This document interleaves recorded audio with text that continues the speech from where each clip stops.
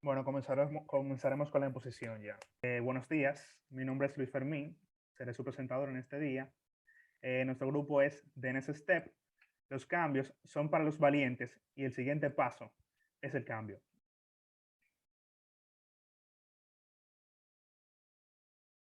Presentando al grupo, Juan Carlos Guzmán, Joanny de Jesús García, Gunner Moreta, Robinson Vanterpool, Samuel Novas, Luis Ángel García y Junior Suero Félix. En esta posición le hablaremos sobre los sismos y los terremotos y las consecuencias de estas, sus principales fallas, como también qué debemos hacer durante los sismos, como antes, durante y después. Bien, le habla Winel Moreta. Yo le estaré hablando acerca de lo que son los... un sismo es un fenómeno natural que consiste en una sacudida de la superficie terrestre y que es producida por el movimiento de las capas de la Tierra. En este caso, todo sismo se caracteriza por tener un hipocentro y un epicentro. Como podemos ver en la imagen, el epicentro es el punto de origen donde se genera el sismo y está ubicado en el interior de la Tierra.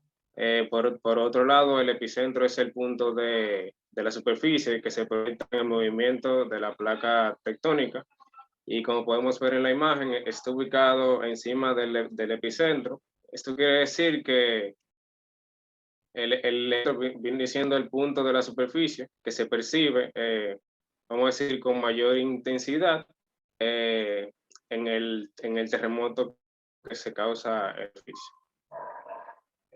Por otro lado, los sismos son estudiados por una rama geofísica que es conocida como sismología, que viene siendo los medios que, según la escala sismológica de Richter.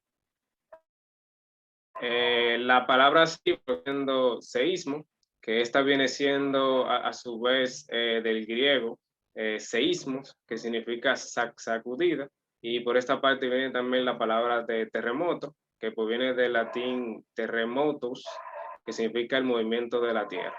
Bien, tenemos aquí lo que son las causas que se da el movimiento de las placas interiores de la Tierra, llamadas placas tectónicas. Sin embargo, bueno, cuando las placas se desplazan y colisionan entre sí, o puede ser que se deformen, esta viene produciendo lo que es una energía que libera en forma de como si fuera un temblor. Por esto es que los tipos de temblores se clasifican mediante al sismo tectónico del proyecto.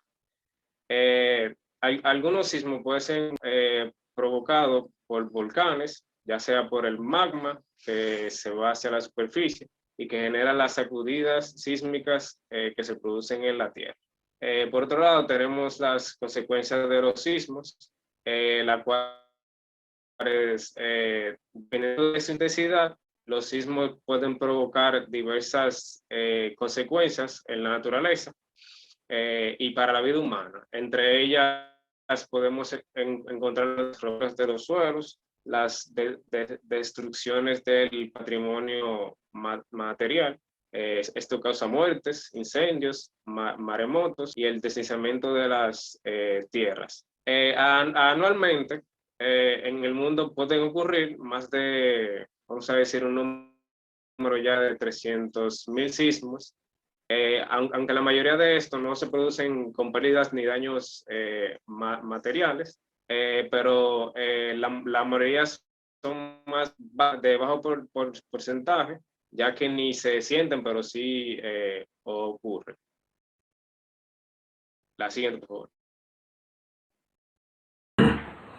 Muy bien, saludos a todos, mi nombre es Samuel Novas y yo les estaré comentando brevemente sobre lo que son las placas tectónicas para poder comprender, ¿verdad?, el origen de los sismos. Y vamos a comenzar, siguiente, vamos a comenzar definiendo el concepto y conociendo sus tipos. En primer lugar, Las placas tectónicas, como pueden ver en la imagen, son distintos fragmentos en los cuales se divide la superficie terrestre. Aquí podemos tenerlo de dos tipos. Aquellos que conocemos como continentes, se le conoce como placa continental. Y el área cubierta, que conocemos como océanos, el área cubierta por el agua, le conocemos como placa oceánica. La placa oceánica es la de menor espesor, que tiene 6 kilómetros en promedio. Y la continental es la más gruesa. Ahí saben que se desarrolla la vida humana y hay mayores altitudes en elevación. Tiene un espesor aproximado de 35 kilómetros. Entonces, ¿cuáles son los tipos? Continental y oceánica. Ahora, ¿cuáles son las causas que provocan el movimiento? En primer lugar, los movimientos se producen debido a que en la parte interior de la Tierra ocurre una actividad dinámica propia del manto terrestre. El manto, que está compuesto por elementos semisólidos a alta temperatura, provocan que la distribución de calor y las corrientes internas de la Tierra se mantengan en movimiento, por lo cual los elementos más densos y pesados suben, abriendo lugar a pequeños movimientos de tierra. Entonces, partiendo de lo que ya hemos visto, si tenemos el planeta Tierra dividido en fragmentos, quiere decir que donde se une cada fragmento, o mejor dicho, cada placa, tenemos lo que conocemos como límites. Entonces, como podemos ver en la imagen de izquierda a derecha, a este límite le llamamos límite divergente, que son los límites donde las placas se separan una de otra y por lo tanto emergen regiones de magma. Regularmente veremos más adelante cómo en el mundo se distribuye todo un anillo alrededor de este tipo de límite de placa. Segundo límite que podemos ver en la imagen, el que se encuentra en el medio, se le conoce como límite convergente, donde dos placas, en caso contrario, ahora se encuentran y una subduce. Hay dos opciones, que una subduzca debajo de la otra o que simplemente choquen.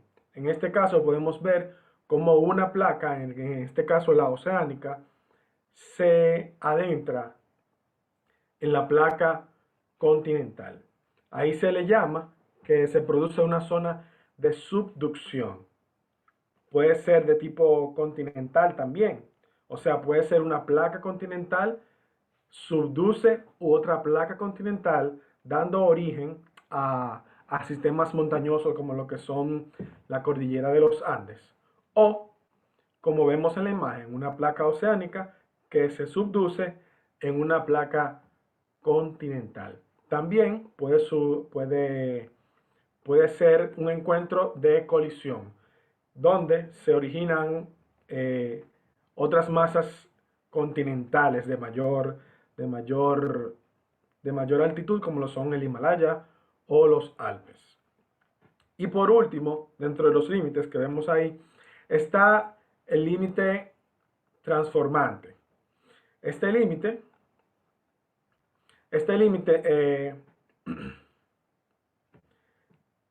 es donde se encuentran evidentemente los bordes de las placas y se deslizan en direcciones opuestas. Creando fricción entre ellas. Ojo con esto. Estos movimientos no son continuos. Pueden pasar años. De hecho, se estima que las placas se pueden mover de 1 a 4 centímetros, de 1 a 10 centímetros por año, como es el ejemplo de la placa de Nazca que veremos más adelante. Entonces, estos movimientos no son continuos.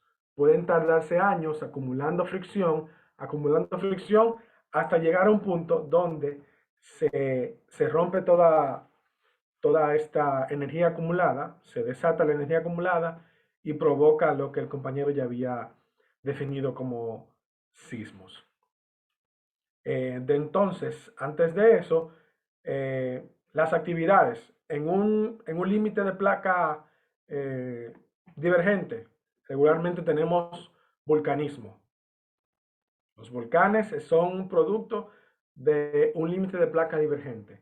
En un límite de placa convergente tenemos lo que son los surgimientos de montañas, que tiene el nombre llamado, se conoce como orogénesis, que es el inicio de sistemas montañosos, y en este último límite se producen los sismos. Ahora sí, podemos ver aquí, en la siguiente imagen, las diferentes placas del mundo. Estas son las principales, porque hay algunas más pequeñas que no están en la gráfica, pero para que se tenga claro el concepto. Como pueden ver, se divide, y como cada fragmento continental tiene su propia placa, como es el ejemplo de la placa euroasiática, que corresponde a Europa y Asia, o la placa africana, la placa sudamericana. Dentro de estas, las principales, la del Pacífico, la norteamericana, la euroasiática y la africana. Siguiente imagen.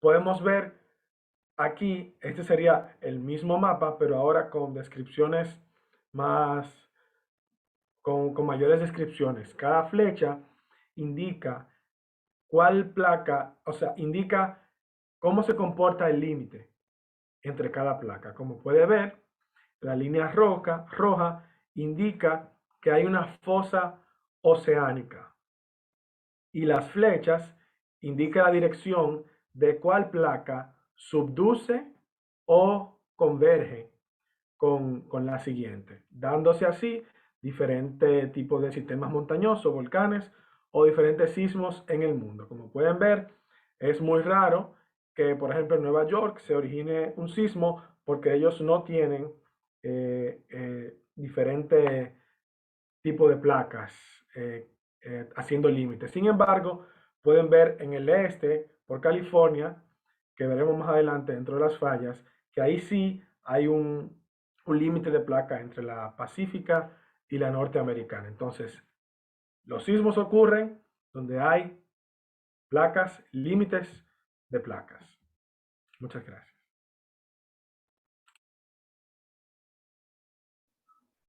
Saludos, mi nombre es Robinson Vanderpool. Yo le voy a estar exponiendo acerca de las fallas geológicas en República Dominicana. Pero primero que todo tenemos que saber qué es una falla sísmica. Una falla sísmica se denomina falla sísmica a una fractura generalmente plana en el terreno, a lo largo de la cual se han deslizado dos bloques, el uno respecto del otro. Bueno, la República Dominicana, al igual que Haití, está situada en una zona de alta actividad sísmica. Esto es debido a las 14 fallas geológicas que atraviesan el territorio y parte de las zonas marinas próximas a nuestro territorio. Aquí le presento una imagen que le muestra las 14 fallas sísmicas que atraviesan el territorio dominicano. Según la Sociedad de Sismología e Ingeniería Sísmica, Sodosísmica, se dice que dos de esas son las fallas más peligrosas, capaces de producir grandes sismos en República Dominicana. Entre esas están la falla Enriquillo, ubicada al norte, al sur de la isla, y la falla Septentrional Oriente, que está ubicada al norte del territorio dominicano. Bueno, como podemos ver aquí en la imagen, podemos ver las 14 fallas que estuve mencionando. Podemos ver la Española Norte, la Camus, Septentrional, Hispaniola, Guasara, Bonao, Estillo, San Juan, Los Pozos de San Juan, Neiva, Enriquillo, Plantain Garden, como le dicen, El Cercado, Higüey, Yabón y Trinchera de los Muertos. Cualquiera creería que la Trinchera de los Muertos es la más peligrosa por su nombre, pero no, De la más peligrosa están la Enriquillo y la Septentrional Oriente.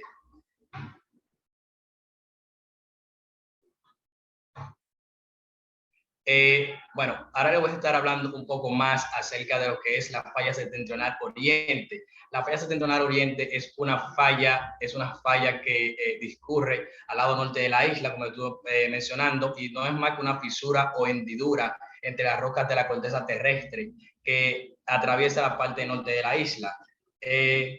La falla septentrional oriente es de deslizamiento horizontal y va desde el lado este, noreste, al lado oeste, sureste.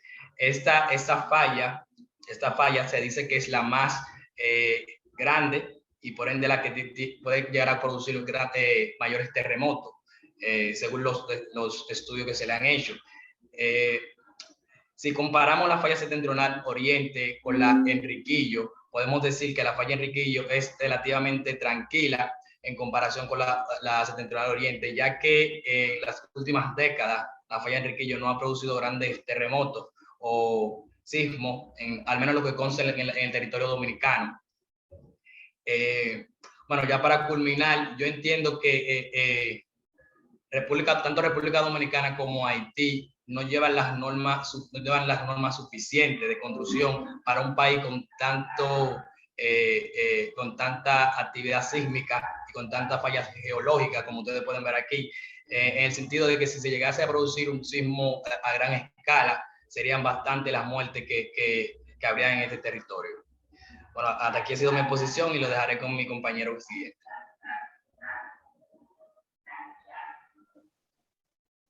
Saludos, mi nombre es Joanny Jesús y voy a exponer sobre los sismos importantes en la República Dominicana. Las dos provincias pertenecientes a la región norte del país, Santiago y La Vega, han sido los sitios en donde los terremotos mayores daños han causado en la historia de la isla española, desde el periodo colonial hasta el día de hoy. El 22 de septiembre de 2003, en el bloque septentrional formado por el Valle del Cibao, la Cordillera Central, Samaná, la costa del Atlántico y el insular norte, ha sido el más estudiado por el Instituto de Sismología. El 28 de junio del 2002 ocurrió el penúltimo en Villa Vázquez, con una magnitud de 4 y alerta. El primer terremoto se registra en la historia dominicana, ocurrió en Santo Domingo el día 2 de mayo de 1551. El 2 de diciembre de 1562, aproximadamente a las 8:30 p.m. sucedió en la región norte, específicamente en Santiago de los Caballeros, Concepción de la Vega y Puerto Plata son destruidas. En Puerto Plata, en donde mayor estrago hizo, fue en el convento de San Pedro Martí, edificado en 1526, iglesia de los padres dominicos, y su intensidad en 1614 se produce un terremoto en la ciudad de Santo Domingo. La iglesia de Asua fue destruida por un sismo en 1565. En 1673, su templo en Santo Domingo quedando totalmente destruido con una densidad de 9. En la isla, en los años 1684, 1686 y 1691 se sintieron temblores de tierra. Santo Domingo fue destruida el 9 de noviembre de 1701 por un terremoto. En los años 1713, 1734 y 1751, nuevamente la isla se siente sacudida fuerte. El 8 y el 12 de octubre de 1571 se sintieron en Santo Domingo. La isla de Azua es destruida el 18 de octubre de ese año. En Santo Domingo hizo estragos en varias casas y edificios. Hubo octubre. La isla volvió a sentir temblores en los años 1154 y 1555. En 1764 y 1765, en Santo Domingo se sintieron fuertes oriental. Sufrió un sismo en los años 1766 y 1776. En la isla se sintieron sismos en 1770 hasta el 1975. En Santiago volvió en Santiago, 11 y 12 de febrero de 1783. Hubo fuertes daños en la iglesia y en los días 7, 8, 9, 10 al 21 de mayo de 1842 sucedió la tierra abierta.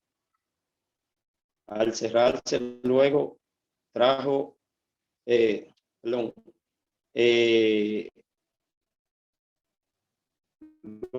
de eso tragó mucha gente. El terremoto de mayo de 1842 recuerda esta copla. El día 7 de mayo del año en cuarentena, misericordia, Señor, la parte oriental sufrió en 1442 y 1643. Santo Domingo en los años 1846, 1849, 1855 y 1867 sufrió varios sismos. La isla en esos días, 28 y 29 de agosto de 1552, volvió a sentir temblores de tierra. Hasta aquí mi breve exposición y lo dejo con el próximo compañero.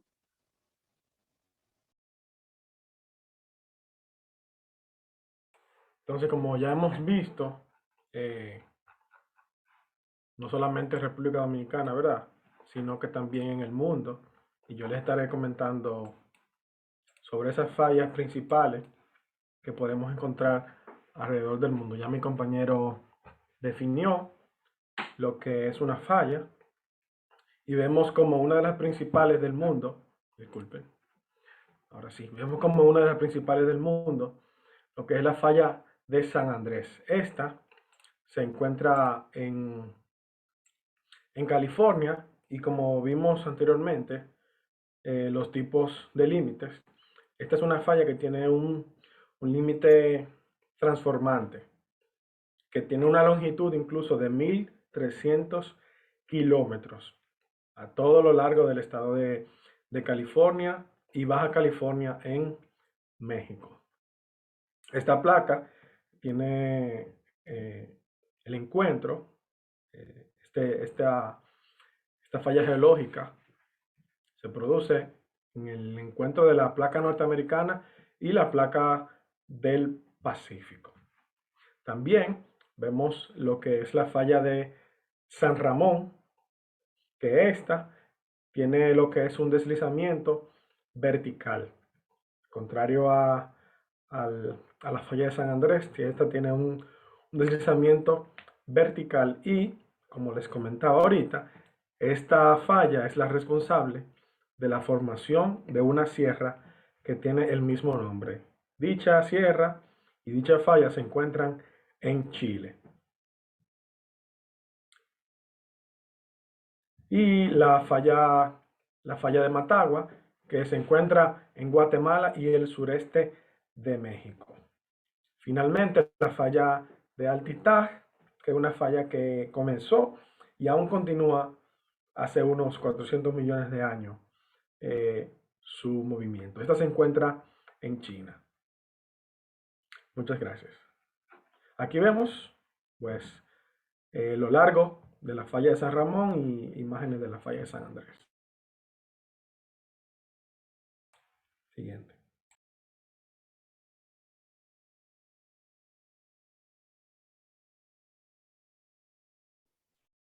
Buenas noches, mi nombre es Juan Carlos Guzmán y yo les voy a estar hablando sobre los principales terremotos a nivel mundial. Empezamos con el terremoto de Valdivia, ocurrido en 1960 en Chile. Este megaterremoto, también conocido como el Gran Terremoto de Chile, un sismo ocurrido a las 15:11 hora local del domingo 22 de mayo de 1960. Su epicentro se localizó en las cercanías de Traiguén, provincia de Malleco, que es la actual región de la Araucanía, en Chile, y tuvo una magnitud de 9.6 MW.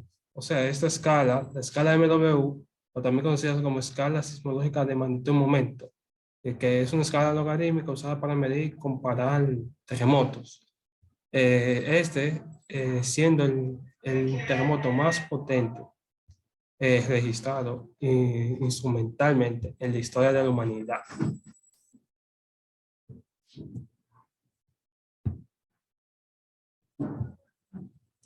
Después tenemos el terremoto de Arica, que también fue en Chile, y este fue registrado el 13 de agosto de 1868, cerca a las 16 horas local.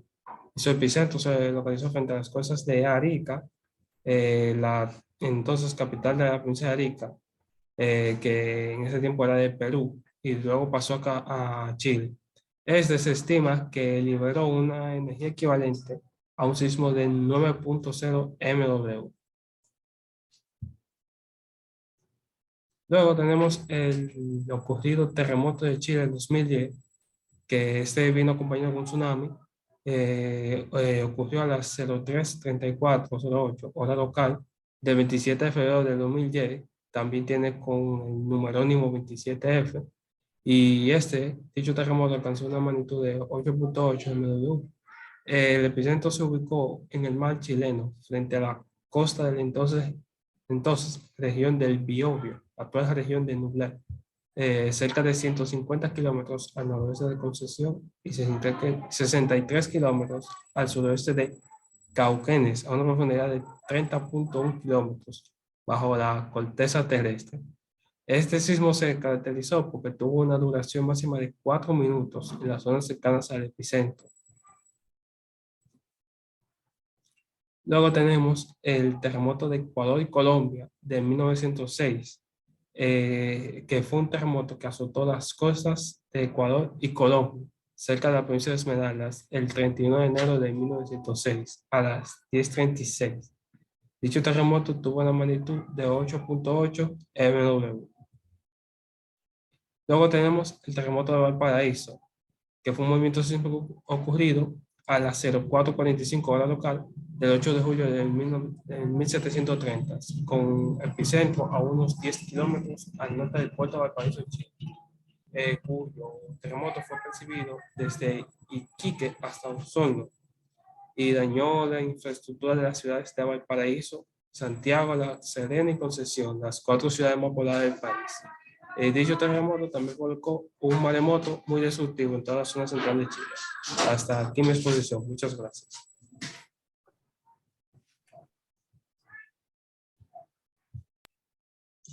Bien, ¿cómo se comportan las estructuras ante un sismo? Vamos a darle un poquito para adelante.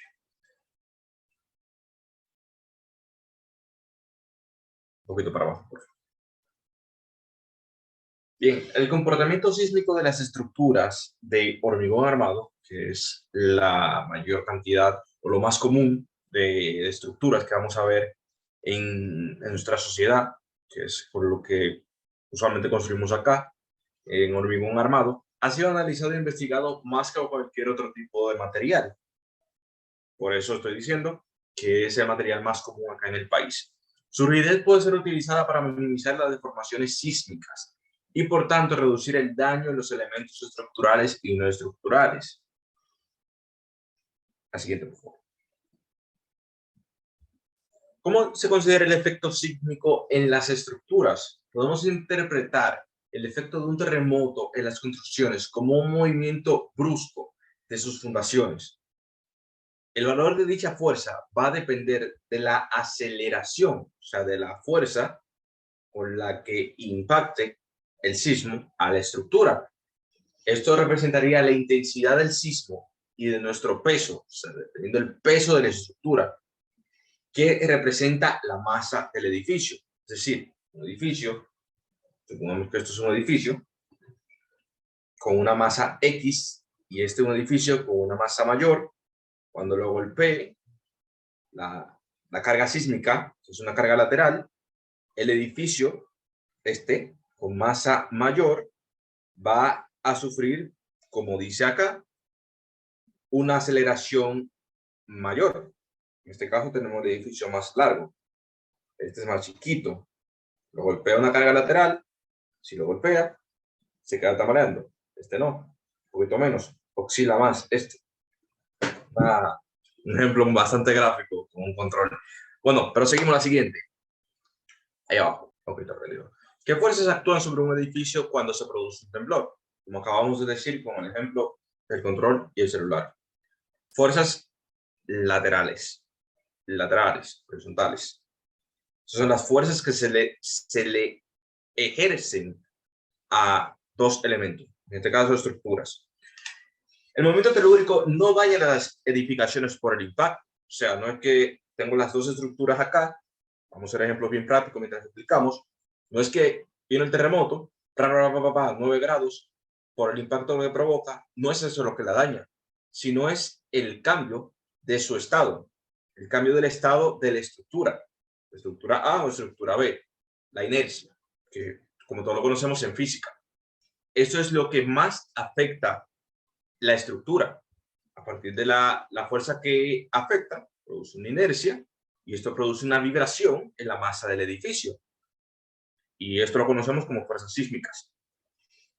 ¿Cómo afecta un sismo a un suelo? Las ondas sísmicas recorren diferentes tipos de suelos y soportan procesos que las modifican cuando atraviesan suelos rocosos, pero se amplifican cuando atraviesan suelos blandos o dispersos. Por ejemplo, suelos finos, arenosos, arcillosos. Hay mucha arcilla, por eso ustedes ven que siempre donde hay suelos arcillosos, hay diferentes tipos de cimentaciones, diferentes tipos de fundaciones que son aplicados a ellos para combatir contra esta debilidad de los tipos de suelos así débiles. Vamos un poquito abajo.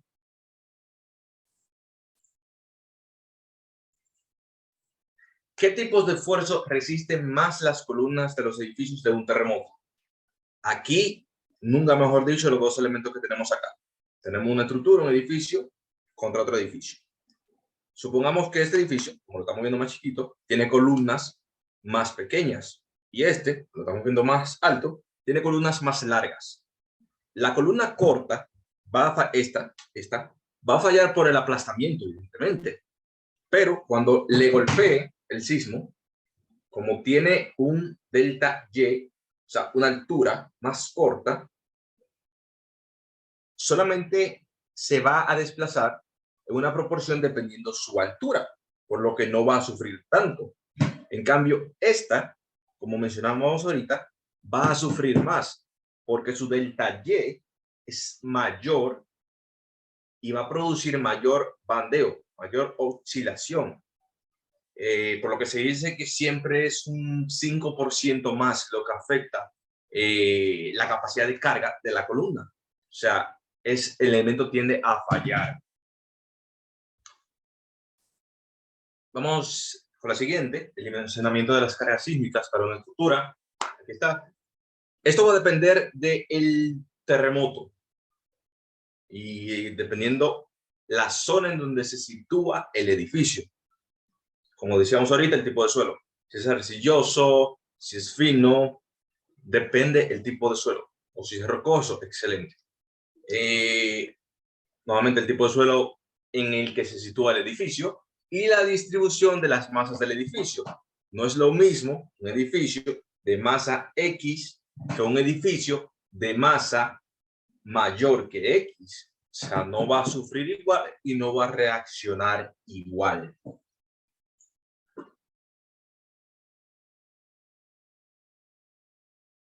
¿Qué factores pueden influir en la resistencia de un edificio durante un terremoto?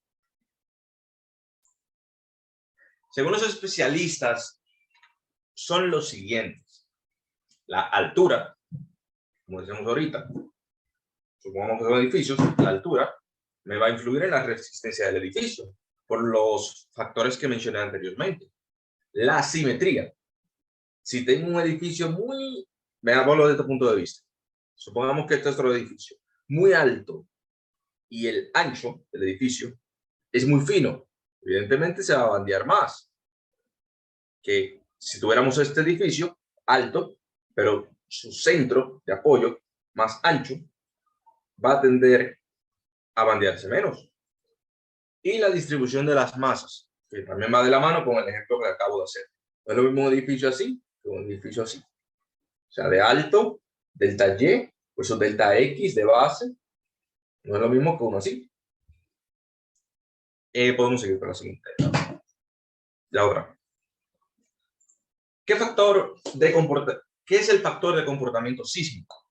El factor de coeficiente sísmico, C, es el cociente de la fuerza portante horizontal, fuerza lateral, que debe considerarse que actúa en la base del edificio por efecto del sismo. Aquí vamos a determinar V sub O entre el peso de la edificación sobre dicho nivel y el W0 para las estructuras de grupo A. Esto se incrementará un coeficiente sísmico en 50%. La siguiente.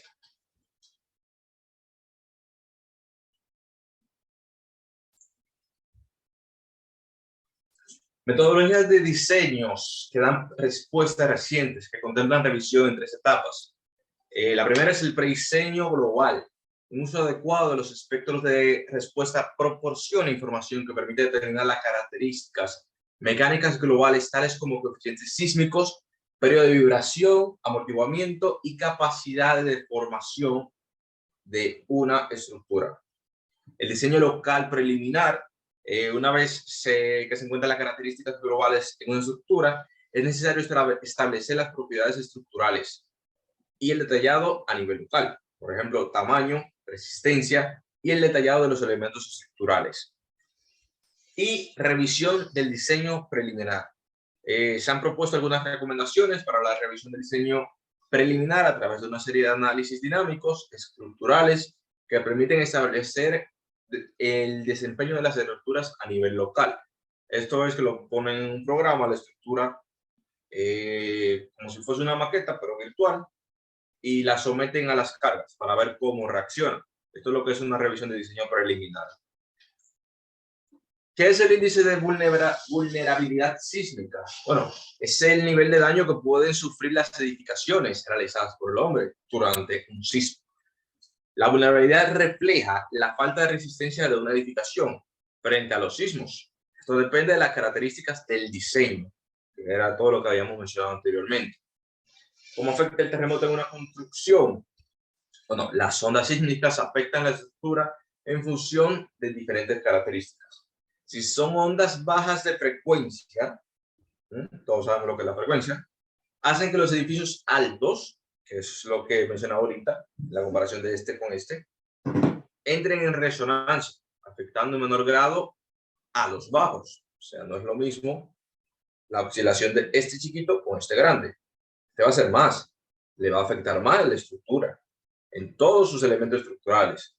Si es aporticado, columnas, vigas, cual sea, o mampostería. Las ondas de alta frecuencia afectan sobre todo a las casas bajas y en menor grado a las grandes estructuras. Eso quiere decir que ondas de alta frecuencia, por ejemplo, vamos a verlo acá, este ejemplo, frecuencia sería, vamos a ver una frecuencia así, bajita, me lo va a oscilar el control de esta manera. Si le doy a esta, bajita, le va a afectar menos, a este más. Si le doy rápido a esta, no sé si se puede apreciar bien, le está afectando, pero no más que a esta, a la chiquita. A la chiquita. Estoy tratando de hacerlo con la misma fuerza. Con la misma fuerza. La afecta, se tambalea. Pero esta cae, falla. Hay un videito por ahí bastante bueno para eso. La siguiente. Muchas gracias. Buenos días, mi nombre es Luis Fermín y le hablaré un poco sobre cómo actuar antes, durante y después de un terremoto. Antes del terremoto es importante desarrollar un plan de protección, seguridad y evacuación, tener conocimiento básico acerca de primeros auxilios y botiquín de emergencia, asegurar elementos altos, estanterías, librerías o roperos, evitando tener objetos que puedan caer ante un movimiento, conocer la ubicación de llaves de gas, agua, fusibles de electricidad, eliminar los obstáculos de las rutas de evacuación, ubicar y señalizar la zona de seguridad y las rutas de evacuación. Cuando los alumnos se encuentren en las aulas, mantener las puertas abiertas para facilitar así la evacuación. Realizar simulacros de evacuación en caso de terremotos con el fin de instruir sobre las medidas a tomar y determinar si el plan de emergencia es efectivo. Aquí unas imágenes de qué hacer antes del terremoto. Como ya dije, botiquín de primeros auxilios, linterna de dinamo, agua embotellada y comida no perecedera, silbato, radio con pilas y extintor. Siguiente. Durante el terremoto, algo muy difícil, el elemento principal es mantener la calma, ya que muchos sufren heridas a consecuencia de cortaduras por cristales, caídas de objetos, aglomeración de personas en escaleras y todo a causa del pánico. Para evitar estos accidentes, proporcionamos algunas medidas que podrán ser efectivas ante un movimiento sísmico. Se debe conservar la serenidad, evitando el pánico o histeria colectiva, ubicarse en lugares seguros previamente establecidos. De no lograrlo, debe refugiarse bajo mesas, pupitres o escritorios alejados de ventanas u objetos que puedan caerse. Colocarse en el piso con las rodillas juntas y la espalda hacia las ventanas. Sujetar ambas manos fuertemente detrás de la cabeza, cubriéndose con ellas en el cuello. Esconder el rostro entre los brazos para proteger la cabeza. Cerrar fuertemente los ojos. Si es necesario evacuar el lugar, utilice las escaleras. Nunca se debe utilizar los ascensores en este tipo de situaciones. Si está en el patio, permanezca lejos de edificios, cables de tendido eléctrico y ventanas. Si va en vehículo o autobús, el conductor debe reducir la velocidad y detenerse en un lugar seguro. Así también, las personas deben mantenerse en sus asientos hasta que todo vuelva a la normalidad. Aquí podemos ver un poco sobre las instrucciones que debemos tomar durante el terremoto. Agacharse, cubrirse y agarrarse debajo de un lugar medianamente seguro. Y muy importante, tomar la calma. La siguiente.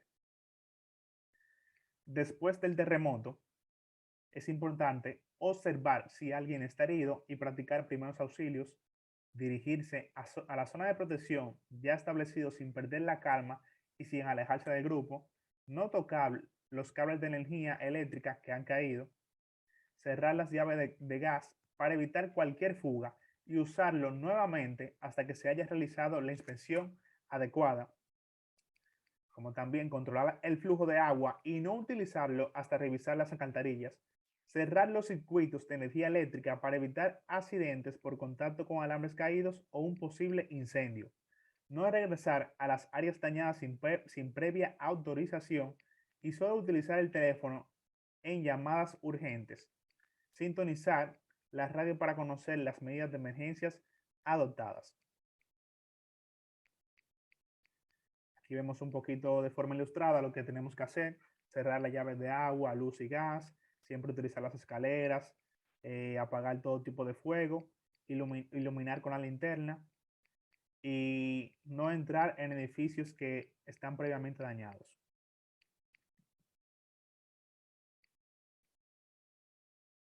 Muchísimas gracias por su atención. Espero que hayan aprendido algo de lo que es esta exposición. Y si tienen alguna pregunta, la pueden hacer en este momento.